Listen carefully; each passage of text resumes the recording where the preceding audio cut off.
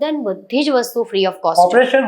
Operation હોય તો પણ તમામ ઓપરેશન ફ્રી ઓફ કોસ્ટ છે. અમારી મેઇન ડિમાન્ડ જે છે કે અમારે થોડા સર્વન્ટ્સ વધારે જોઈએ, સિક્યુરિટી વધારે જોઈએ અને નર્સિંગ સ્ટાફ વધારે જોઈએ. મંત્રીશ્રી પણ ખુદ સુરતથી છે, એ પણ એમનું સપનું છે કે સુરત સિવિલને એક રોલ મોડલ બનાવું, એક મોડલ સિવિલ હોસ્પિટલ બનાવું. દક્ષિણ ગુજરાતની સૌથી મોટી સરકારી હોસ્પિટલ સિવિલ હોસ્પિટલ છે સુરતમાં. અને તમે જો ઘણા વખતથી જુઓ તો કોઈક ને કોઈક બાબતે સિવિલ હોસ્પિટલ ચર્ચામાં રહેતી હોય. એ પછી સ્વચ્છતાની વાત હોય, કઈ વધારે પડતી દવાનો ઇસ્યુની વાત હોય, કે લાંબી લાઈનોની વાત હોય, કે સેવાઓ નથી મળતી, ખાડે ગયેલી છે, આવી વાતો સાંભળવા મળતી હોય છે. પરંતુ છેલ્લા 1.5 મહિનાની અંદર સિવિલ હોસ્પિટલમાં ઘણા મોટા સુધારાઓ થયા છે. હજુ પૂરેપૂરા નથી થયા, પરંતુ ખાસા એવા સુધારા થયા છે. અને એ સુધારા થવા પાછળનું કારણ એ છે કે ઇન્ચાર્જ સુપ્રિન્ટેન્ડન્ટ તરીકે ડૉક્ટર પારુલ વડગામાની નિમણૂક થઈ છે. અને પારુલ વડગામા આજે અમે એમને ખાસ સિવિલમાં જે સુધારા થયા છે એના માટે એમને બોલાવ્યા છે. ડૉક્ટર પારુલની ઓળખાણ આપવાની જરૂર નથી. સુરતમાં બધા જ લોકો એમને ઓળખે છે. પણ એમ છતાં હું તમને એમની થોડીક ઓળખાણ આપી દઉં કે પોતે એક ચેસ્ટ ફિઝિશિયન છે, શિક્ષણવિદ છે, મેડિકલ પ્રોફેશનલ છે અને સમાજ સેવા સાથે પણ સંકળાયેલા છે. અમે એમને ઘણા વર્ષોથી ઓળખીએ છીએ. એમ કહીએ કે ડૉક્ટર પારુલ માટે 24 કલાક બી કદાચ ઓછા પડે. તો સિવિલમાં શું સુધારા થયા, લોકોને હવે શું મળી રહ્યું છે એ જાણકારી મેળવવી જરૂરી છે. એટલે ડૉક્ટર પારુલ પાસેથી આપણે ઘણી બધી બાબતોની જાણકારી મેળવશું. ડૉક્ટર પારુલ, મારે પહેલાં એ જાણવું છે કે સિવિલ સુપ્રિન્ટેન્ડન્ટ એની જવાબદારીમાં શું આવે?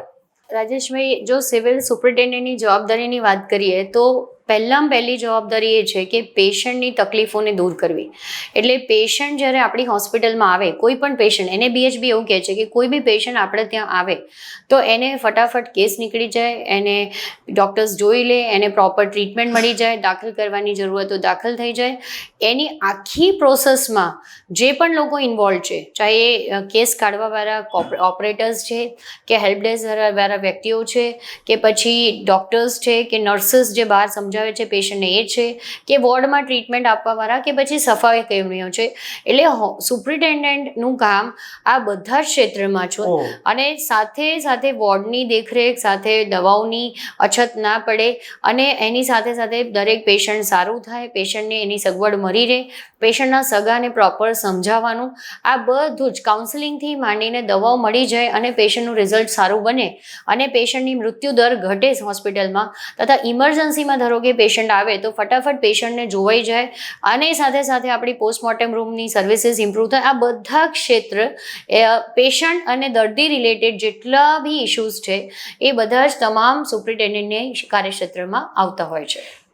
ડૉક્ટર પારુલ, આપણે સિવિલમાં કેટલા બેડ છે અને કેટલું ફૂટફોલ આવે, કેટલા લોકો રોજ સિવિલમાં સારવાર માટે આવે, કેટલી OPD થાય?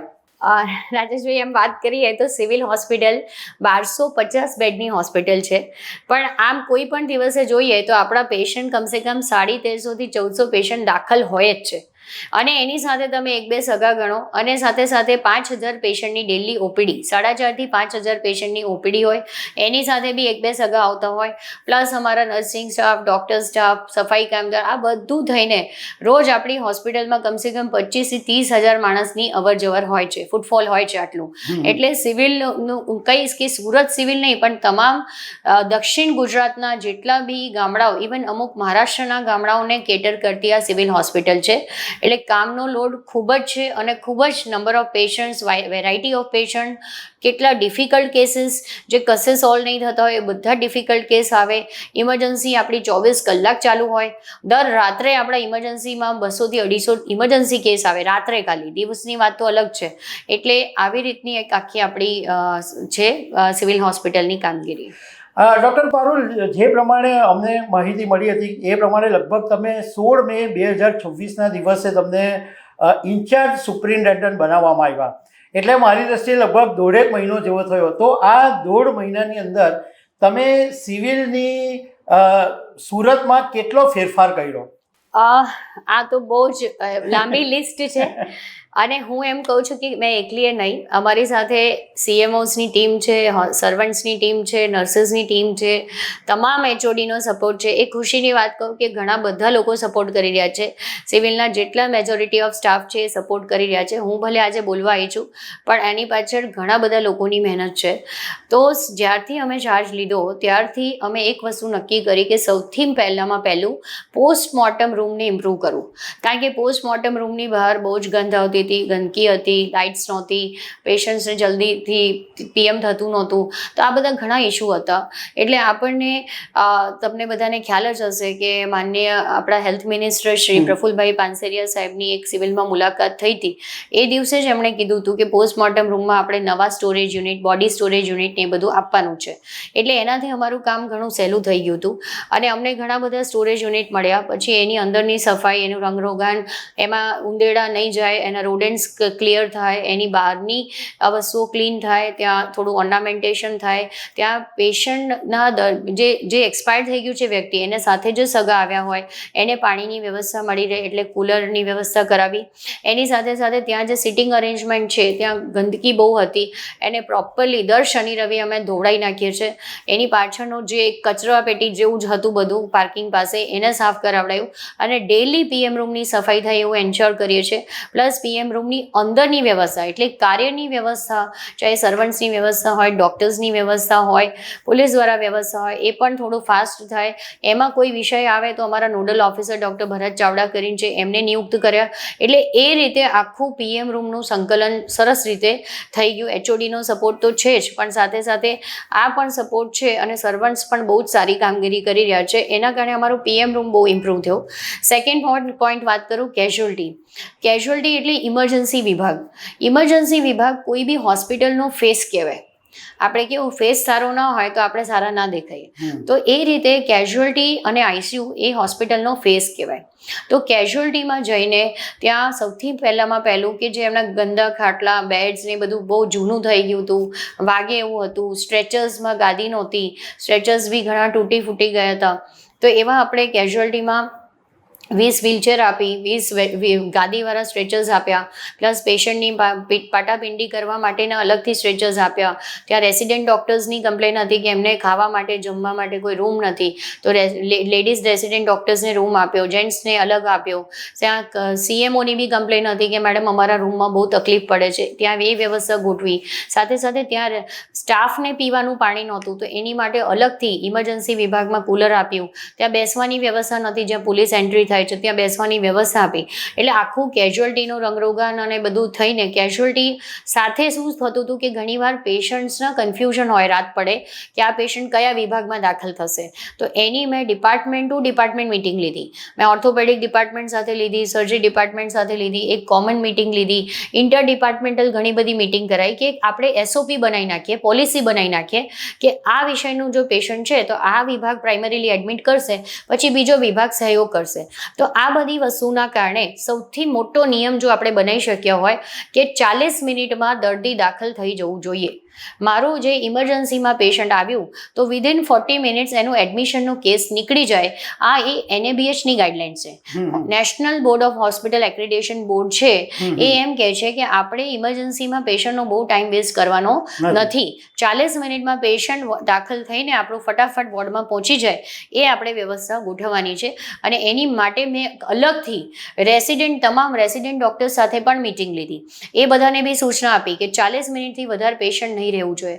એના સાથે મેં એક ઇમરજન્સી ડિપાર્ટમેન્ટના જે આસિસ્ટન્ટ પ્રોફેસર છે, એમના SR છે, એમને બી એક મોનિટરિંગ ટીમ બનાવી કે તમે રોજ રાતે ઓલ્ટરનેટ રાત્રે જઈને જોશો કે કયો વિભાગ જલ્દી પેશન્ટ એડમિટ નથી કરી રહ્યું. કારણ કે પેશન્ટ જ્યારે કેઝ્યુઅલ્ટીમાં આવે છે તો એનું એડમિશન અને એની ટ્રીટમેન્ટ બહુ જલ્દી થવી જોઈએ ને એ પ્રાયોરિટી છે. એટલે અમારી એની ઇમ્પ્લિમેન્ટેશન ટીમ અલગ છે અને મોનિટરિંગ ટીમ પણ અલગ છે. એ બધાને ખ્યાલ જ છે કે મોનિટરિંગ ટીમમાં કોણ કોણ જાય છે. પછી મેં ડેલી ત્રીજો ઇમ્પોર્ટન્ટ મુદ્દો છે આપણો છે ને, અત્યારે સિવિલ 7 બિલ્ડિંગમાં વેચાયેલું છે. તો બિકોઝ આપણી જે મેઇન બિલ્ડિંગ હતી એ તૂટી ગઈ છે અને નવી બિલ્ડિંગનું કન્સ્ટ્રક્શન થઈ રહ્યું છે. તો જે 7 બિલ્ડિંગ છે એમાં એક કિડની બિલ્ડિંગ છે, સ્ટેમ સેલ બિલ્ડિંગ છે, J3 J4 વોર્ડ છે, ઓલ્ડ MICU છે, ટ્રોમા સેન્ટર છે અને એના સિવાય 2 OPD બ્લોક છે ને એક સુપ્રિન્ટેન્ડન્ટ ઓફિસવાળો બ્લોક છે. તો જ્યારે 7 બિલ્ડિંગમાં તમે અલગ અલગ સર્વિસીસ આપવાની થાય છે તો મેન પાવર જૂનો છે એટલો જ છે, આપણી પાસે. તો એટલા મેન પાવરમાં કઈ રીતે આપણે 7 બિલ્ડિંગ ચલાવી એનું એનાલિસિસ અમે સિક્યુરિટી સ્ટાફ અને સર્વન્ટ સ્ટાફસે કર્યું હતું. જો કે અમે ડિમાન્ડ ખાસી કરી જ છે કે સર્વન્ટ્સની સિક્યુરિટીઝની બી ડિમાન્ડ કરી છે અને અમને પૂરો વિશ્વાસ છે કે સરકાર અમને આપશે.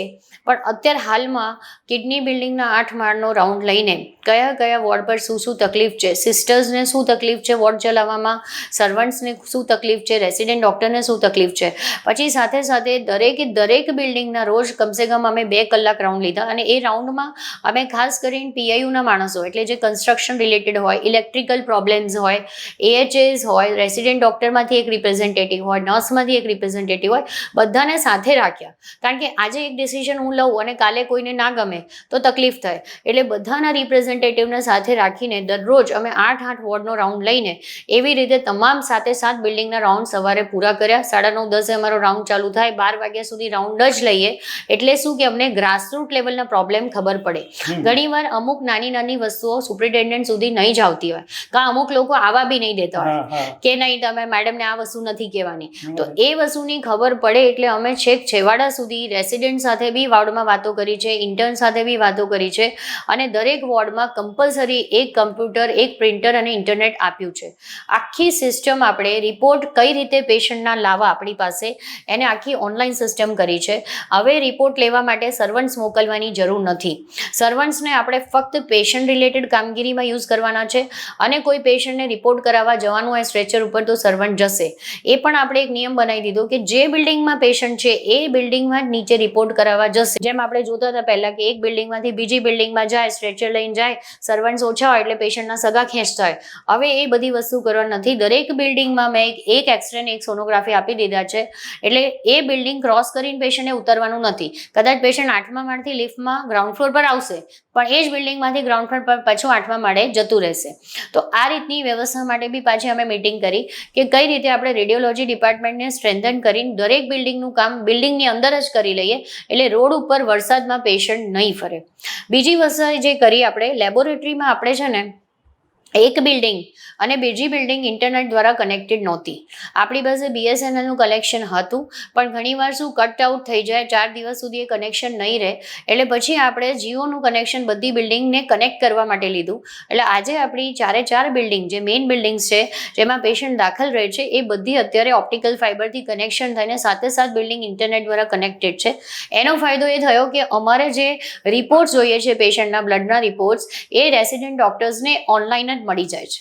એટલે હવે કોઈ વ્યક્તિએ ના રિપોર્ટ કલેક્ટ કરવાની જરૂર છે, ના ખુદ રેસિડેન્ટને મોકલવાની જરૂર છે. એના વોર્ડમાં કમ્પ્યુટર, પ્રિન્ટર, ઇન્ટરનેટ બધું જ છે. દરેક વોર્ડમાં આજે મારા દરેક વોર્ડમાં ડિજિટલ કનેક્શન્સ છે. એના કારણે ઇઝ આઉટ થઈ ગયું કે સર્વન્ટ્સનો જે બીજી કામમાં યુઝ થતો હતો હવે એ સફાઈના કામમાં યુઝ થવા માંડશે. પ્લસ રેસિડેન્ટ્સને બી કોઈને બી રિપોર્ટ લેવા જવું ગમે નહીં અને આ ડિજિટલ એરામાં આપણે ડિજિટલ વ્યવસ્થા પાડીએ તો એ એક્સેપ્ટ થાય જ છે. સિસ્ટર્સે બી હવે દવા લેવા માટે જવાની જરૂર નથી. સિસ્ટર્સ માટે અમે એવો નિયમ કર્યો કે એ લોકોએ મેલ કરવાનો છે સ્ટોર કીપરને કે અમારે આટલી દવાઓ વોર્ડ માટે જોઈએ છે. એટલે અમે ઓનલાઈન ઇન્ડેન્ટિંગ સિસ્ટમ ચાલુ કરાવી દીધી. તો સિસ્ટરે બી ત્યાં ટાઈમ બગાડવાની જરૂર નથી. એ લોકો મેલ કરશે, સ્ટોરમાંથી ફોન આવશે, સ્ટોરમાંથી ગાડી એમની દવા એમના વોર્ડ સુધી પહોંચાડી દેશે. એટલે આ ઘણા બધા વિષય છે. પછી સર્જિકલ ડિપાર્ટમેન્ટમાં બી અમુક વિષય હતા, વસ્તુઓ નહોતી મળતી. પછી એક મેજર વિષય જે પીડિયાટ્રિક ડિપાર્ટમેન્ટનો હતો કે DEIC એટલે નાના બચ્ચાઓનું જે ન્યુટ્રિશનલ સેન્ટર ને બધું એ અલગ બિલ્ડિંગમાં હતું અને પીડિયાટ્રિક OPD અલગ બિલ્ડિંગમાં હતી. એના કારણે સરકારમાંથી બી ક્વેરી આવી હતી કે તમે આવી રીતે 2 બિલ્ડિંગમાં અલગ OPD નહીં રાખી શકો. એટલે એ DICને અમે જે બિલ્ડિંગમાં OPD છે એમાં જ 9મા માળે લઈ ગયા. તો એના કારણે એમની ક્વેરી સોલ્વ થઈ ગઈ. પ્લસ ગયા વર્ષે કદાચ તમને યાદ હોય કે એક બચ્ચું ચોરાઈ ગયું હતું, બચ્ચું NICUમાંથી. તો એને રોકવા માટે આપણે એવા મશીન્સ ખરીદ્યા છે જે કાલે આવી જશે. તો બચ્ચાને બેન્ડ પહેરાઈશું અને સ્ક્રુટીની રાખશું બહાર. તો બચ્ચું કોઈ ચોરી જતું હશે તો એ બીપ વાગશે અને બચ્ચુની અમને ખબર પડી જશે. There are so many things કે વિચાર ઇન પાઇપલાઇન અને ઘણી બધી થઈ ગઈ છે. Specially digital casualty, PM room, OPD, fastening. અચ્છા, સોનોગ્રાફી રૂમ્સમાં અમે ટોકન સિસ્ટમ ચાલુ કરાવી દીધી કે પ્રેગ્નેન્ટ પેશન્ટ્સ 2-2.5 કલાક સુધી રાઇનોમાં ઊભી રહે એના કરતાં સિસ્ટરને જ અમે ટોકન સિસ્ટમ રેડી કરાવી દીધી. ટોકન સિસ્ટમ આપીને આપણે પેશન્ટને બેસાડવાના અને એને માઇકમાં એનાઉન્સ કરવાનું. એવી રીતે NICUની બહાર બી આપણે પબ્લિક એડ્રેસ સિસ્ટમ આપી, માઇક સિસ્ટમ. એટલે પેશન્ટનું જ્યારે કાઉન્સેલિંગ થાય જ્યારે બચ્ચાનું મા બાપનું કાઉન્સેલિંગ થાય તો એ લોકો ત્યાં ભીડ કરીને ઊભા રહે, એના કરતાં એ લોકો નીચે બેસે, ગ્રાઉન્ડ ફ્લોર ઉપર માઇક સિસ્ટમમાં બોલાય પહેલા માળથી, ત્યારે એ લોકો ઉપર આવીને પોતાનું કાઉન્સેલિંગ લઈ શકે છે. એટલે આ બધા ઘણા બધા નાના નાના પોઈન્ટ્સ છે અને ઘણા મોટા પોઈન્ટ્સ બી છે અને ઘણું બધું હજી પાઇપલાઇનમાં છે. એ બધું ચાલી રહ્યું છે. આપણે ડૉક્ટર, એક ઓક્સિજનનો ઇસ્યુ પણ સિવિલમાં ઘણા વખતથી હતો કે ઓક્સિજન ઓછા હોય છે, તો ઓક્સિજનનું હવે બધું ઓકે થઈ ગયું છે? 3 મેઇન વિષય છે. ઓક્સિજનના પ્લાન્ટ્સ આપણી પાસે સિવિલમાં છે. જે બિલ્ડિંગો તૂટી ગઈ છે એની પાસે ઓક્સિજન પ્લાન્ટ હતા, પણ એ ઓક્સિજન પ્લાન્ટનું શિફ્ટિંગ નથી થયું. દેટ મીન્સ કે જે બિલ્ડિંગ મારી અત્યારે કાર્યરત છે એની બાજુમાં એ ઓક્સિજન પ્લાન્ટને હું લઈ આવું તો મારી ઘણી બધી ઓક્સિજન રિક્વાયરમેન્ટ ઘટી જશે. અત્યારે ઓક્સિજનની કોઈ ઘટાડો નથી, અમે ઓક્સિજનના સિલિન્ડરથી એને પૂરી પાડીએ જ છે, પણ ઓક્સિજનના પ્લાન્ટનું શિફ્ટિંગ વિધિન 15 ડેઝ થઈ જશે, કારણ કે એનું બી અમારે ટેન્ડર કરવું પડે. તો એ બધી વસ્તુ અમારું થઈ રહ્યું છે અત્યારે. ને ઓક્સિજન પ્લાન્ટ જો હું એક બિલ્ડિંગથી બીજી બિલ્ડિંગની નજીક લઈ આવું તો એ બિલ્ડિંગની મારી રિક્વાયરમેન્ટ 10% ઘટી જશે. તો આ બધા વિષય બી અમે ઓલરેડી સાઇન કરી દીધું છે કામ, પણ અત્યારે ચાલી રહ્યું છે. ડૉક્ટર, મારે ખાસ એ વાત જાણવી છે કે સિવિલ હોસ્પિટલમાં આવનારો જે વર્ગ છે એ મોટે ભાગે ગરીબ વર્ગ છે અથવા બહુ ઓછું ભણેલો વર્ગ હોય છે. તો એમને સૌથી મોટો પ્રોબ્લેમ પહેલાં એ થાય કે ક્યાં જવું, ક્યાં લાઈનમાં ઊભા રહેવું, ક્યાંથી દવા મેળવવી, કયા ડૉક્ટર પાસે જવું. તો જે પેશન્ટને લગતા જે મેજર ઇસ્યુ છે એની પર તમે આમાં કંઈ ફોકસ કર્યું છે? જી, આની માટે રાજેશભાઈ આપણે છે ને 3 હેલ્પ ડેસ્કનું પ્લાનિંગ છે. એમાંથી અત્યારે એક જ કાર્યરત થઈ છે ને એની બી ટ્રેનિંગ ચાલી રહી છે માણસની, કે એને બિલ્ડિંગમાંની બધી વિષયની માહિતી અમે બનાવીને આપશું અને એ પછી પેશન્ટને સમજાવશે. પણ અમારે એને એક બિલ્ડિંગ નહીં, અમે 7 બિલ્ડિંગની માહિતી આપવી પડશે, કારણ કે કોઈ બી પેશન્ટ કશે બી જઈ શકે. એટલે અત્યારે અમારી 3 હેલ્પ ડેસ્કનું નિર્માણ ચાલી રહ્યું છે, કન્સ્ટ્રક્શન ચાલી રહ્યું છે અને 3 માણસો બી આઈડેન્ટિફાઈ થઈ ચૂક્યા છે. એ વિધિન 10 ડેઝ 15 ડેઝ અમે લોકો એને ટ્રેનિંગ આપીને એની પ્રોપર ઇન્ફોર્મેશન આપીને અમે એને પ્રોપરલી ગાઈડ કરીને 15 દિવસમાં આપણે 3 હેલ્પ ડેસ્ક, 3 જે મોટી બિલ્ડિંગ છે જેમાં પેશન્ટ દાખલ થાય છે એની હેલ્પ ડેસ્ક આપણે ચાલુ કરાવી દઈશું. એના સિવાય દરેક વોર્ડમાં અત્યારે ઇન્ટરકોમ કનેક્ટેડ નથી. એના માટે EPBX સિસ્ટમ હોય, એ સિસ્ટમ આપણી બગડી ગઈ હતી, લગભગ વર્ષથી બગડી ગઈ હતી. એનું રિપેરિંગ થઈ ગયું છે, એને ઇન્સ્ટોલેશન ચાલી રહ્યું છે. મારી ઓફિસ છે તેની નીચે. એનાથી ફાયદો એ થશે કે નેક્સ્ટ 7-10 ડેઝની અંદર મારે 7 બિલ્ડિંગના દરેક વોર્ડ ઇન્ટરકોમથી કનેક્ટેડ થઈ જશે, which will be a big improvement in the communication system. અત્યારે અમારે કોઈ વોર્ડમાં ફોન કરવો પડે તો અમે નથી કરી શકતા, અમુક જગ્યાએ લાગે ને અમુક જગ્યાએ નથી લાગતા અને સિસ્ટમ ઠપ છે. તો આ વસ્તુ બી એક મેજર કોમ્યુનિકેશન ઇમ્પ્રુવમેન્ટ અમારું 15 દિવસમાં આવી જશે. સિવિલમાં રેગ્યુલર સ્વચ્છતા રહે એ બધું ધ્યાન રાખવાનું. તો આ બધું કરવામાં કેટલી મુશ્કેલી પડી? અને તમે ધારો કે અત્યારે ઇન્ચાર્જ છો, પણ કાલે કોઈ બીજા સુપ્રિન્ટેન્ડન્ટ આવે તો એવી સિસ્ટમ હશે કે એ સિસ્ટમ એની જાતે ચાલ્યા કરે? હું રાજેશભાઈ બહુ જ એવું માનું છું કે કોઈ બી સુપ્રિન્ટેન્ડન્ટ એકલું કામ નથી કરતું, SOP કામ કરે. દેટ મીન્સ તમારી જે પદ્ધતિ તમે બનાવી હોય એ કામ કરે.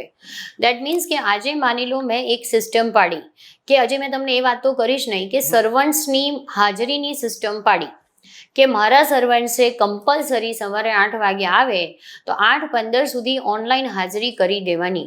અને મને ખુશી થાય છે કે 506માંથી 499 સર્વન્ટ્સ ઓનલાઈન હાજરી કરી રહ્યા છે. એટલે મને એટલી બધી તકલીફ નથી પડી, ટુ બી વેરી ઓનેસ્ટ, કારણ કે હું આ બધાને બહુ જ ઓળખું છું. બધા જ મિત્રો છે મારા, ચાહે સર્વન્ટ્સ હોય, સિસ્ટર્સ હોય, ડૉક્ટર્સ હોય, HODs હોય, બધા જ એક ફ્રેન્ડશિપના રિલેશનમાં વર્ષોથી છે.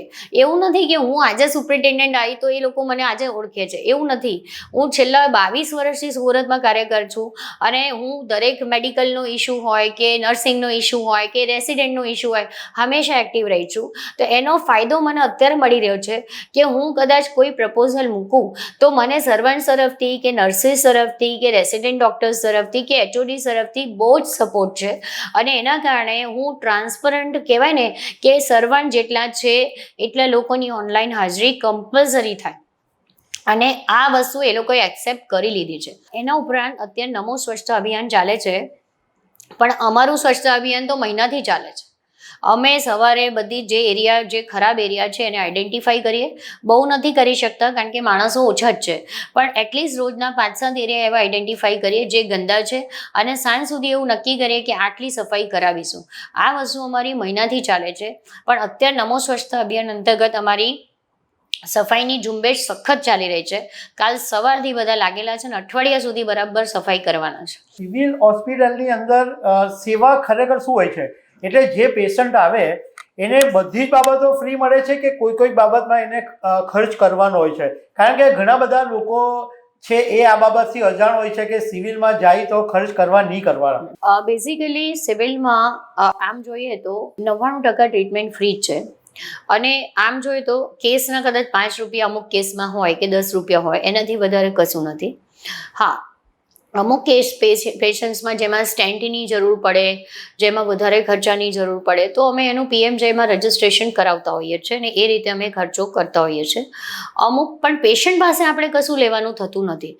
ICUમાં બી પેશન્ટ દાખલ હોય, મોટા હેવીમાં હેવી એન્ટીબાયોટિક્સ હોય કે પછી એન્ટીવિનમ્સ હોય, સ્નેક બાઇટ થયું હોય, કોઈને પોઈઝન થઈ ગયું હોય, કોઈ સ્નેક બાઇટ થઈ ગયું હોય કે હિમોફિલિયાની ટ્રીટમેન્ટ, તદ્દન બધી જ વસ્તુ ફ્રી ઓફ કોસ્ટ. ઓપરેશન હોય તો પણ તમામ ઓપરેશન ફ્રી ઓફ કોસ્ટ છે. આ સિવિલમાં OPD થી માંડીને ઇન્ડોરથી માંડીને મેડિકલ ICU થી માંડીને બધી જ ટ્રીટમેન્ટ ફ્રી છે. કદાચ કોઈ એક એવી દવા, કોઈ દવા હોય કે જે સિવિલની લિસ્ટમાં ના આવતી હોય અને કદાચ એ પેશન્ટ માટે લાવવાની હોય તો અલગ વિષય છે, પણ એ બી અમે ટ્રાય કરીએ છીએ કે પેશન્ટ્સને આપણે અંદરથી જ અપાવીએ. અને એસેન્શિયલ ડ્રગ લિસ્ટનું જે વસ્તુઓ નથી એ તો અમે પેશન્ટ્સને ખરીદી બી આપીએ છીએ. લોકલ પરચેસના ફોર્મ્સ હોય જ છે અને એમાં કોઈ HOD અમને લખીને મોકલે કે આટલી એન્ટીબાયોટિક નથી, તમે અમને ખરીદી આપો, તો અમે ખરીદી શકીએ છીએ. એટલે overall HOD, assistant professor, unit હેડના સંકલનથી અને RMOના સંકલનથી મોટાભાગે દવાઓની બી કોઈ અછત એવી પડતી નથી. ગરીબ પેશન્ટો જ જાય, કોઈ મધ્યમ વર્ગ કે પૈસાદાર વર્ગ છે એ સિવિલમાં જવાનું વિચારતો નથી કે ત્યાં આગળ ખબર નહીં કેવી રીતના શું ડૉક્ટરો હશે. તો આ જે ઇમેજ છે એ કોઈ દિવસ બદલાશે ખરી? પહેલાં તો હું એવું એગ્રી નથી કરતી કારણ કે હું અહીંયા પેશન્ટ્સ પણ જોઉં છું 10 વર્ષથી. મારી 150-200 પેશન્ટની જે ચેસ્ટ વિભાગની OPD છે એમાં 50 પેશન્ટ એવા આવે છે કે જે અપર મિડલ ક્લાસના છે, 50% પેશન્ટ. એટલે હું એવું નથી માનતી કે તમારા પેશન્ટ હંમેશા મધ્યમ કે ગરીબ વર્ગના જ આવે. એ ડિપેન્ડ કરે છે કે તમારી ટ્રીટમેન્ટ કેવી છે. અમારા ડિપાર્ટમેન્ટમાં અમારા નામથી, અમારા ડૉક્ટર્સના નામથી અપર મિડલ ક્લાસ બી આવે છે, અપર ક્લાસ બી આવે છે અને ઘણા ડિપાર્ટમેન્ટ સુરત સિવિલના એવા છે કે જેમાં હાઈ પ્રોફાઇલ લોકો બી આવતા હોય છે. હા, ઘણી વખત પેશન્ટને થોડી લાઈનો વધારે લાગતી હોય છે.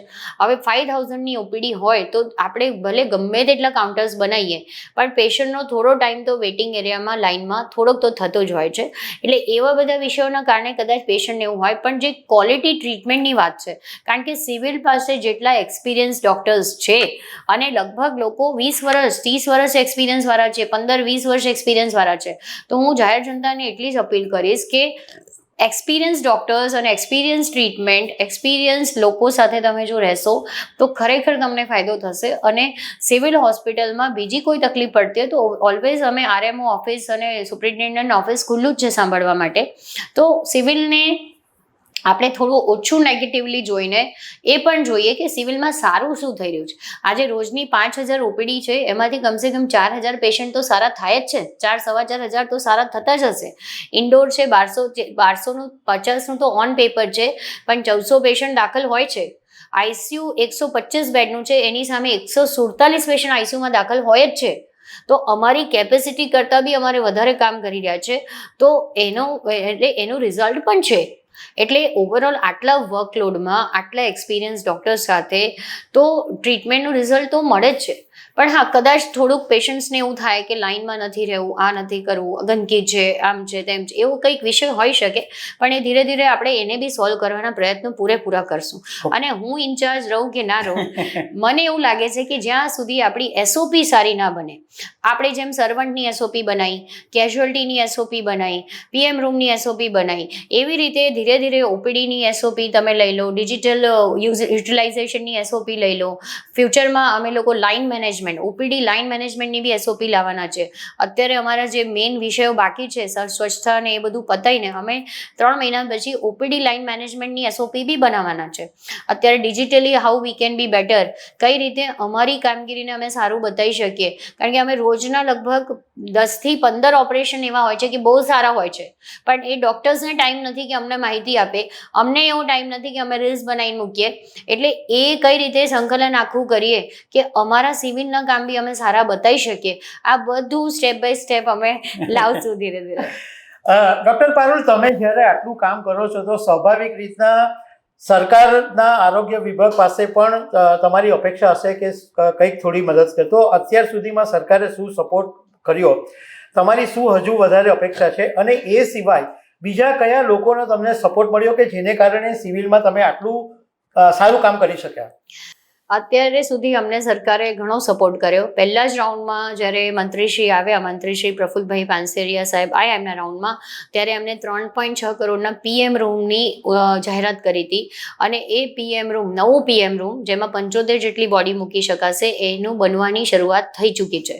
એના સિવાય અમને 300 જેટલી સિટિંગ અરેન્જમેન્ટ, 15 કુલર્સ, દરેક જગ્યાએ અમારું કન્સ્ટ્રક્શન, ઓપીડી શિફ્ટિંગથી માંડીને જેટલા બી વિષય અમે પીઆઈયુ પાસે મૂક્યા છે કે બીજા લોકો પાસે મૂક્યા છે કે ડિમાન્ડ મૂકી છે ગાંધીનગર. અમારી મેઇન ડિમાન્ડ જે છે કે અમારે થોડા સર્વન્ટ્સ વધારે જોઈએ, સિક્યુરિટી વધારે જોઈએ અને નર્સિંગ સ્ટાફ વધારે જોઈએ. એની પણ ઘણી બધી મિટિંગ્સ થઈ ગઈ છે. પ્લસ સરકાર તરફથી એડીએમઈ ડિરેક્ટર પણ અહીંયા વિઝિટ લઈ ગયા. એમને 2 દિવસ સુધી અમને સાંભળ્યા, અમારું ઇન્સ્પેક્શન કર્યું, અમારા પ્રોબ્લેમ સમજ્યા.